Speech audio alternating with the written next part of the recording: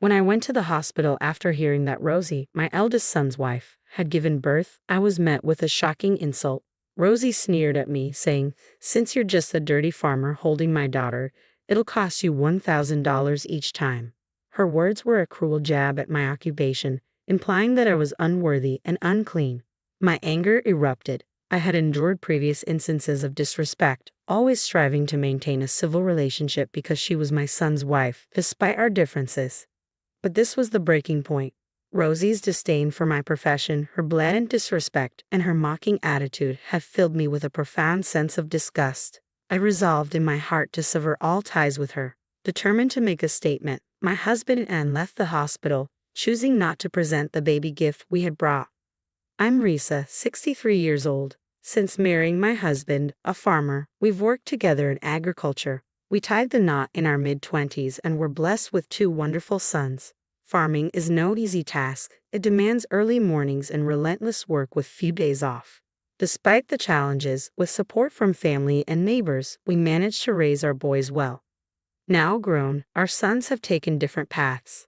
Our eldest, Even, secured a position at a major IT company, while our younger son, Tim, works at City Hall.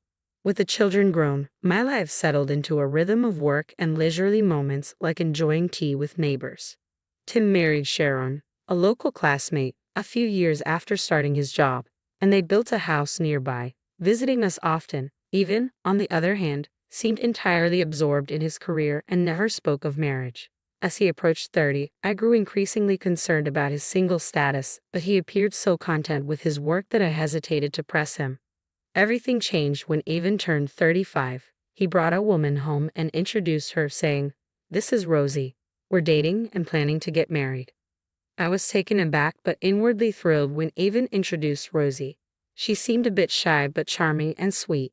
At 28, she was younger than Even, though such age differences are not uncommon these days. I was delighted that Even had found someone special, but Rosie's demeanor shifted noticeably when we discussed our work. "So, your parents are farmers?" she asked, her tone tinged with surprise. "Yes, that's right. We primarily grow leafy vegetables like arugula. The produce we harvest is really fresh and tasty. We just picked some this morning. Please take some with you. I'd love for you to try them." Rosie's smile faded into a look of discomfort. I wasn't sure if I had said something wrong, but before I could dwell on it, Even smoothly changed the subject. As Even and Rosie were preparing to leave, the tension lingered, leaving me with an uneasy feeling. "Oh, don't forget to take the vegetables," I said as I handed them to Rosie. She looked at them with a clear expression of disgust and muttered, "Dirty." "What?" I was taken aback. "They're covered in soil because they've just been harvested. They're in a plastic bag, so they won't soil your car. Just wash them well before cooking." "I don't even want to eat such dirty vegetables." Her reaction left me in shock. "It's not that dirty, it's just a bit of soil. Why does it have to be such a big deal? Is farming considered so unclean? You don't have to go that far. I thought you were marrying Even for his job and income, not judging his family's work. I didn't realize you'd be so dismissive." As I was about to respond to her insulting remarks about farming, Even, who had been getting the car from the garage, walked over. "What's going on?" Even asked, noticing the tension. "Rosie was." I began to explain. "It's nothing, Even. Please just take these vegetables," I interjected, trying to defuse the situation. "They're offering," Rosie cut in loudly. Even, still looking confused, took the vegetables from my hand. "Thanks, Mom. I'll call you later about the wedding and everything," he said before heading back to the car. Rosie followed him, but as soon as Even wasn't looking, she leaned in close to me. "I have no intention of dealing with a farmer mother-in-law like you," Rosie hissed in a low voice meant only for my ears. I was stunned. It was shocking to hear that Even's partner judged and insulted people based on their occupation. I began to worry about the future of their marriage. After that day, Even was too busy with work to keep in touch. I wanted to discuss Rosie with him but never had the chance, leaving me with lingering concerns. Eventually, Even married Rosie. I questioned whether she was the right choice, but Even seemed so infatuated that my concerns likely went unheard. Despite our differences, I tried to set aside my worries as long as Even was happy. From then on, I avoided interacting with Rosie as much as possible. 2 months after Even's wedding, we planned a family gathering for a meal. I reached out to my sons, but Even couldn't make it because of a business trip. Instead, Rosie would be coming alone. Rosie? Is she coming by herself? I asked, concerned. Yes, it's not far, and she said she'd be fine taking a taxi. As the wife of our eldest son, she should attend, don't you think, if she's comfortable with it? Despite this reassurance, I was anxious that she might not show up, as she had been avoiding our home. My concerns were confirmed when, on the morning of the event, I received a call from Rosie. I'm not feeling well today, so I can't make it. I see. Since Evan's away on his business trip, are you sure you'll be okay on your own? Think I'll feel better with some rest, so don't worry. I'm going to sleep now, so I'll hang up, Rosie said, ending the call abruptly. Her brusque manner left me a bit irritated, though I understood that she was unwell. Still, I couldn't dwell on it for long as I needed to focus on preparing the meal. Tim's wife, Sharon, graciously helped out, and we managed the preparations and cleanup efficiently. Sharon, thank you for your help, as always, I said. It's no problem at all. Is there anything else you need? No, everything is set. Oh, I received a cake. Would you like some before you leave? Sure, I'd love some, Sharon replied. And what about you, Tim? Really? That sounds great, Tim responded, pleased with the offer. Tim nodded happily as I began preparing the cake and coffee. Just then, I received a call from a relative who had joined us earlier. How? Is something wrong? I asked. No, nothing's wrong. I was out shopping and saw someone who looks just like Rosie. She's having a good time with an unfamiliar man. I'll send you a picture. Could you take a look? After hanging up, the relative sent the photo. What's this? What's going on? I asked as I looked at the image. Wow, that does look like Rosie. I thought she was feeling unwell.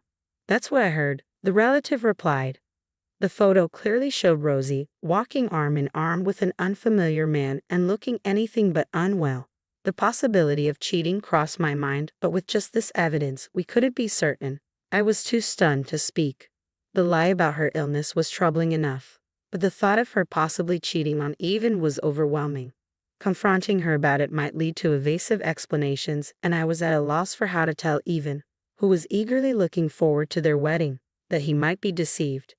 Yes, you're right. Although they were legally married, the wedding ceremony was still 4 months away. Evan, despite his busy schedule, was dedicated to planning a beautiful celebration for Rosie. I couldn't bring myself to tell Evan that he might be cheated on, especially without solid evidence. Tim's comment left us all sighing in frustration. About 6 months later, Rosie gave birth to a child. Her pregnancy had come to light shortly after the suspicions of infidelity surfaced. Despite my lingering doubts about her fidelity, I was genuinely thrilled about the arrival of my first grandchild. When we heard the news, my husband and I went to the hospital. In the room, Rosie was holding the newborn. Congratulations on the birth. How are you feeling now? I asked. Still a bit tough, but better than I expected, Rosie replied. I'm glad to hear that. Is Evan at work? He was here until just a moment ago, but he left after getting a work call, Rosie said, gently stroking the baby. She's adorable. May I hold her? At my request, Rosie's expression soared. What? No, absolutely not. Don't touch her. Why would you say that? I asked, taken aback. Because it's dirty. Farmers always have dirt under their nails, don't they? I can't let such hands touch my daughter. She looked at me and my husband with disdain. If you really want to hold her, it'll cost you. Mother-in-law, you're dirty, so holding my daughter costs $1,000 each time. Given your background as farmers, you probably don't have that kind of money. I was overcome with anger as Rosie laughed mockingly. Despite my efforts to treat her with respect as my son's wife, even though we didn't get along, I had reached my breaking point. Rosie's contempt for people's occupations and her insulting remarks had filled me with disgust. I resolved in my heart that I would have nothing more to do with her. Then I'll give up, I said, and with that, I left the hospital without leaving the baby gift. Half a year later, Tim and his wife welcomed a long-awaited grandchild, a charming baby boy who was so adorable that everything he did seemed precious. As I was focusing on preparing for my grandson, Rosie suddenly arrived at our house. Hey, is it true that you bought Sharon a stroller and baby clothes? She demanded, her voice full of anger. I sighed. What's this about? Yes, we bought Sharon a stroller and clothes. Is there a problem with that? I asked. Why buy gifts only for Sharon? You never buy anything for my daughter, Rosie retorted. That's because you called me dirty, I replied. I figured you wouldn't want anything from someone you deemed unclean. Rosie's face twisted in frustration. Well, if I could get presents, it's a different story. I thought it was pointless to be nice since you're poor, but if you're giving such nice things, maybe it should have been more cordial. With a sigh, she continued, I'm surprised you could afford such a nice stroller on a farmer's income. It's a popular brand, even among celebrities, right? It was expensive, but it's lightweight and easy to maneuver, so I thought it was a good choice. And just so you know, despite what you say about being poor, we earn about $70,000 a year. There's no way a farmer can earn that much, Rosie said dismissively. I sighed again, frustrated with her ignorance.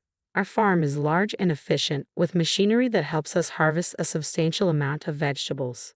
The quality of our produce allows us to sell at a higher price. We have contracts with restaurants across the country and sell directly, ensuring a stable income with no surplus.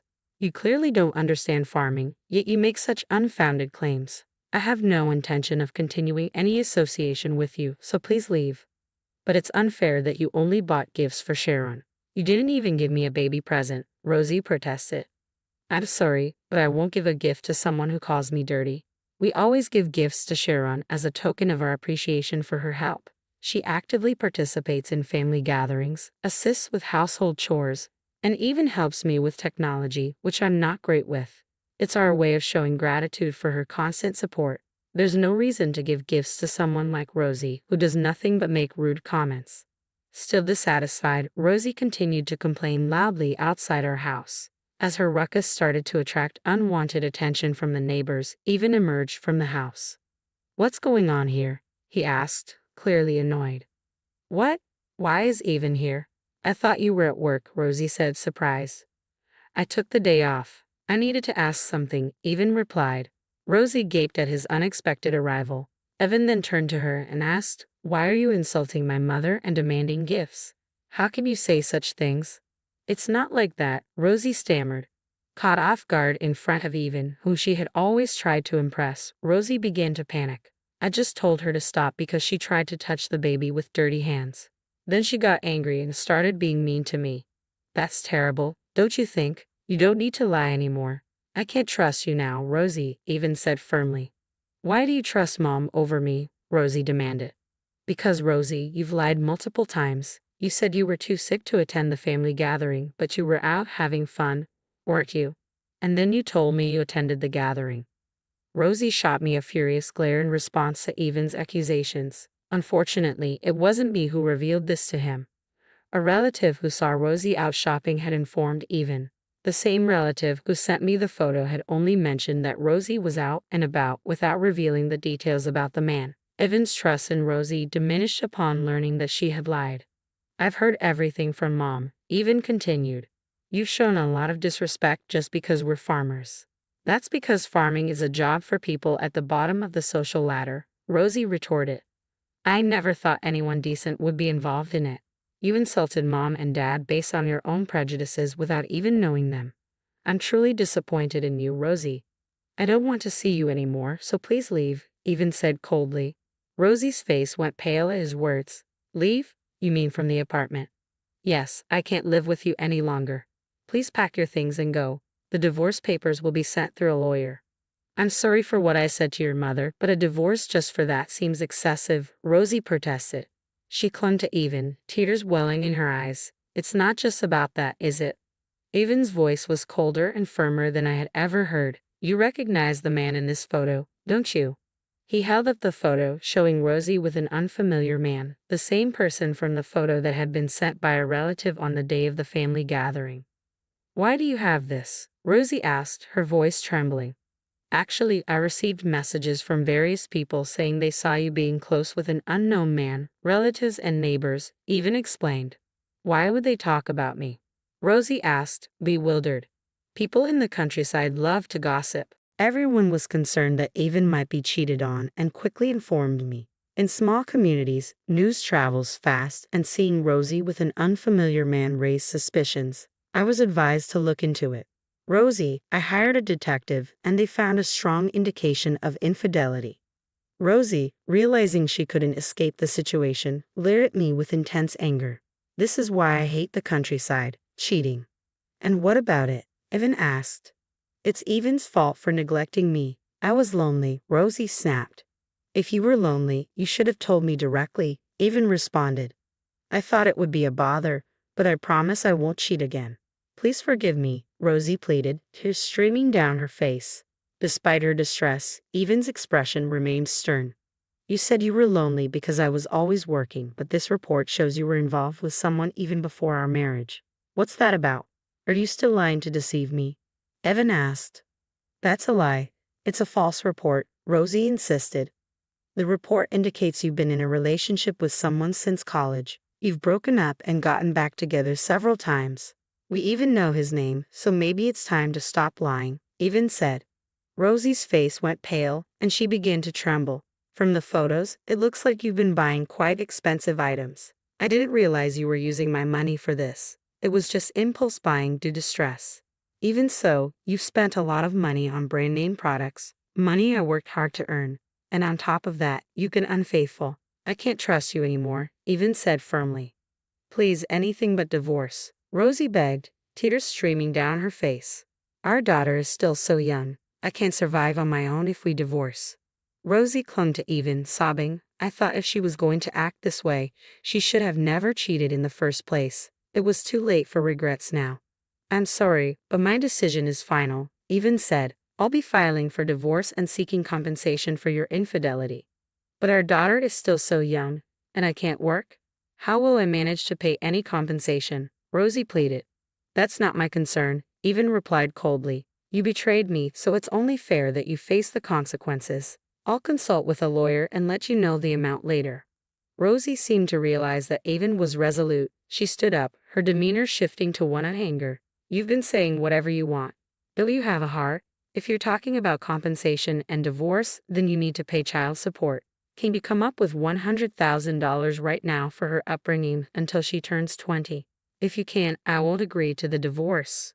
Rosie said this defiantly. Men have it easy. Even if you decide to leave me, you don't have to raise the child. At least fulfill your role as a father by paying child support. She likely thought this would put Evan in a difficult position. Rosie crossed her arms with a triumphant look, but Evan just snorted. Fine, I'll pay, but only if the child is actually mine. What do you mean? Rosie's face tensed immediately. I had noticed something unsettling since I first saw my granddaughter.